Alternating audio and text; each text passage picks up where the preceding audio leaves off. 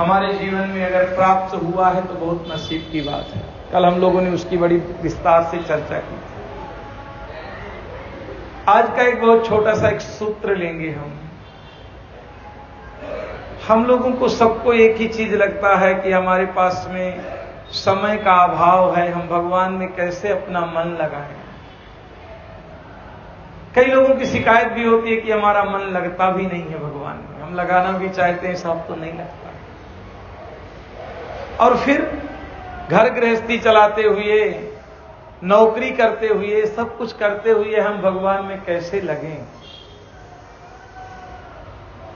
कबीरदास जुलाहे का काम करते थे, कपड़ा बुनते थे, अपनी घर गृहस्थी चलाते थे, उनके भी बेटे बच्चे थे।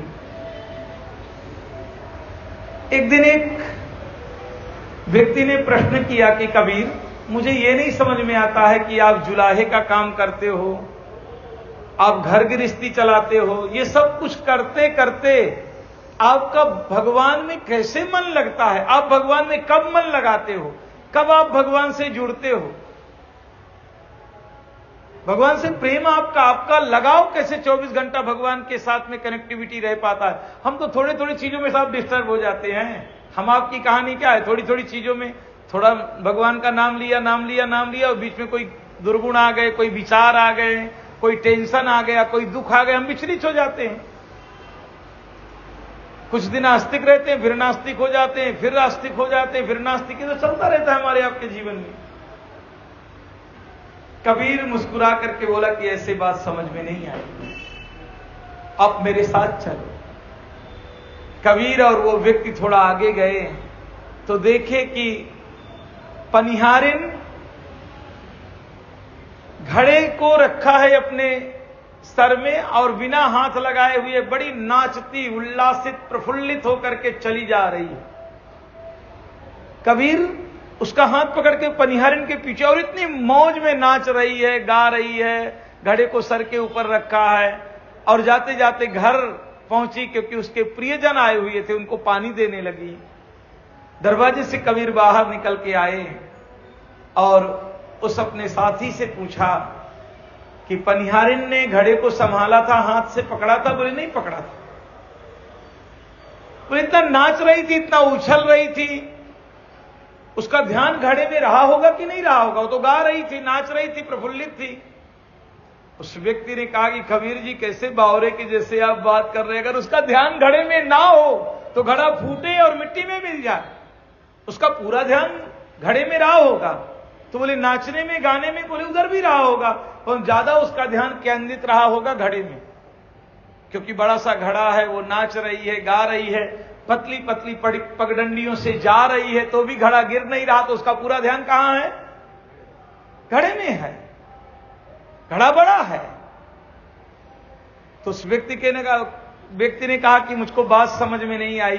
बोले इसी प्रकार संसार का काम मैं करता रहता हूं, मैं कंबल भी बुनता रहता हूं, मैं चादर भी बुनता रहता हूं, मार्केट में बेचता भी रहता हूं, पर जैसे पनिहारिन का पूरा मन घड़े में है इसलिए घड़ा रुका हुआ है, वैसे पूरी मेरी चेतना, अंतर मन, मेरी आत्मा सदैव भगवान के साथ में जुड़ी रहती है। मैं भगवान से समर्पित रहता हूं और संसार का कर्म करता तो मैं दिखाई पड़ रहा हूं, पर मेरा पूरा भगवान में ही मन है और दूसरी जगह कोई मेरा मन। शायद आप लोगों की भी ये शिकायत दूर हो गई होगी कि अरे हम घर का काम करते करते भगवान को कैसे भजें, हम भज नहीं पाते, हमको टाइम नहीं मिलता। साहब, भगवान शारीरिक क्रिया का विषय नहीं है। शरीर के क्रियाओं से तो मन निर्मल होता है। आप पूजा करते हैं, पाठ करते हैं, हवन करते हैं, जप करते हैं, दान करते हैं, धर्म करते हैं, ये कुछ भगवान तक नहीं पहुंचता। ये मात्र भगवान आपका मन निर्मल करने के लिए है। भगवान तक कुछ पहुंचता है तो आपकी भावनाएं पहुंचती हैं, आपकी अंतरात्माएं पहुंचती हैं, आपकी स्वयं की कनेक्टिविटी ही भगवान की कनेक्टिविटी है। सांसारिक मन, बुद्धि, चित्त, अहंकार और शरीर ये सब जड़ हैं, ये भगवान तक नहीं पहुंच सकते, क्योंकि भगवान परम चैतन्य है, दिव्य है भगवान। और ये दुर्गंधित शरीर, ये आपका कलुषित मन और बुद्धि, अहंकार, ये कहां भगवान तक पहुंचेंगे? क्योंकि इनकी गति भगवान तक नहीं है, इनकी गति संसार तक ही है। आप स्वयं परमात्मा का अंश हैं, आप स्वयं दिव्य हैं, आप स्वयं आनंद हैं, आप स्वयं भगवान में लगो और ये शरीर जो संसार से मिला है इसको संसार में लगा दो, सेवा में लगा दो। बच्चों की सेवा, पति की सेवा, परिवार की सेवा और सबकी सेवा निष्काम भाव से करो। तो निष्काम कर्म को ही कर्म कहा गया है, स्वार्थ वाले कर्म को कर्म नहीं कहा, विकर्म कहा है गीता में, वो तो कुकर्म है। स्वार्थ से अगर किसी के साथ कोई संबंध है, लेना देना है कुछ, ये तो कुकर्म है। क्या है? हम 99% अभी 100% कुकर्म ही कर रहे हैं, कर्म कुछ कर ही नहीं रहे हैं। सुकर्म करना है हमें, कुकर्म नहीं करना। तो आज का सूत्र हम बहुत ध्यान से समझेंगे कि हम भगवान में लगें और जो संसार की चीजें हैं उनको संसार में लगा दें। मन संसार का है, बुद्धि संसार का है, अहंकार संसार का है, चित्त संसार का है। ये शरीर संसारी लोगों ने दिया है, संसार का ही है। आपके ना रहने पर ये संसार में ही फूंक दिया जाएगा। ये आपके साथ में जाने वाला जाएगा तो भगवान आपके साथ में जाएगा, क्योंकि उसका नित्य संयोग है। छूटेगा तो संसार छूटेगा, क्योंकि संसार का नित्य वियोग है, संसार का संयोग नहीं है। संसार का क्या है? वियोग है, वो छूट ही जाएगा। छोड़ना ना चाहो साहब तो छोड़ के जाना पड़ेगा। प्रयास तो किया होगा सब लोगों ने कि टिके रहें, तो कितने टिके रहे यहां? क्योंकि टिकने जैसा कुछ है नहीं, नाम ही संसार है। जो सरक रहा है उसका नाम क्या है? संसार। सरक रहा है, सरक रहा है, सरक रहा है। रोकने का प्रयास दुख है। रोकने का प्रयास क्या है बहन? आप कहते हम दुखी हैं, दुखी। अरे आप संसार को रोकना चाहते हैं, आप चाहते हैं मैं मरूं नहीं, आप चाहते हैं कि मुझको लोग पूछें, आप चाहते हैं कि मेरा घर पांच 6 पीढ़ियां बीत जाए, घर ना गिरे मेरा। सब ये सब रोकने का प्रयास है। और रुकने वाला यहां कुछ, क्योंकि नाम ही इसका चलो चलो चलो, चलते रहो चलते रहो चलते। पीछे चिल्लाता है अरे चलते रहो, भीड़ मत लगाओ, रुको मत, रुकोगे तो सब जाम हो जाएगा, ट्रैफिक मत जाम करो, चलो रुको, हॉर्न बजाता है। सबको चलने के लिए कह रहे हो और तुम रुकने का प्रयास कर रहे हो। कितनी बदमाशी है।